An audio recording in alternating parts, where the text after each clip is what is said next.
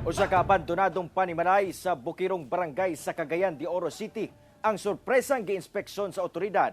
Human kini gidudahang ginahimong drug den. Mga gituwa ang parapernalya sa paggamit og ilegal nga droga nakita sa lugar. Ani ang report.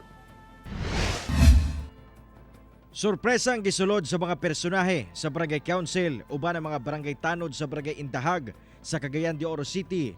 Kining usa ka abandonadong panimalay sa sitio Bato sa nasangpit nga barangay. Matod sa otoridad nga nakadawat sila og reklamo sa mga residente sa palibot sa mga kadudahang tao nga gasulod sa balay bisan 10 oras sa gabii. Rason nga ila kining sorpresang gisulod og dinhi ilang nakita ang daw mga gamit o parapernalya sa paggamit og ilegal nga droga. Among gi adtuan daghang gito mga gamit nga mga sama sa fuel, lighter.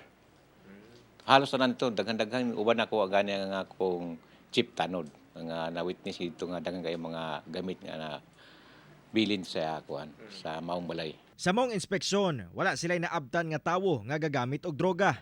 Apan ang ilang nakuhang parapernalya ang pamatuod nga ginataguan kini sa mga tawong gagamit og ilegal nga droga. Tungod niini, gipatawag sa barangay ang atensyon sa tag-iya sa balay aron dili na kini magamit pa sa daotang binuhatan. Human madiskubrihan sa Barangay Council diri sa Indahag nga gihimong drug den kini nga balay nga giabandona. Karon giklaim na kini pagbalik sa nanag-iya sa balay og gisirado na o gani gibutangan na sab kandado aron di na masudlan sa mga gagamit og ilegal nga droga. Matag gabii, aduna na sab mga tanod nga gatuyok-tuyok sa lugar aron masuta kung aduna pa bay mga tawo nga mosulay og sulod sa lugar. Munto nga mo ding gi obserbahan namo among gipustihan sa mga tanod. Maro-maro po tayo ang kuan, wa na ni sulod.